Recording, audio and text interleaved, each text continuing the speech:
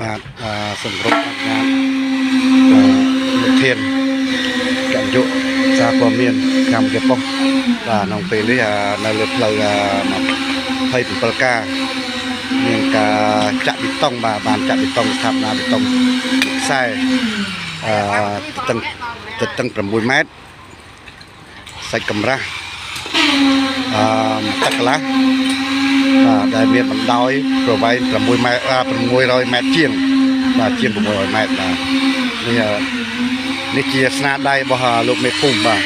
នេះមេភូមិខ្ញុំមេភូមិទើបនឹងឡើងថ្មីបាទបញ្ចេញស្នាដៃផ្លូវនេះមួយខ្សែបាទជាណាដោយសារតែមេភូមិនៅខ្លះផ្នែកបាទទើបនឹងឡើងកាន់តំណែងថ្មីឥឡូវបញ្ចេញស្នាដៃបានផ្លូវមួយខ្សែនេះបាទស្ថិតនៅក្នុងភូមិព្រៃសាលាសង្កាត់កកាប់ទី2ខណ្ឌពោធិ៍សែនជ័យរាជធានីភ្នំពេញបាទឥឡូវបានផ្លូវមួយខ្សែនេះហើយបាទ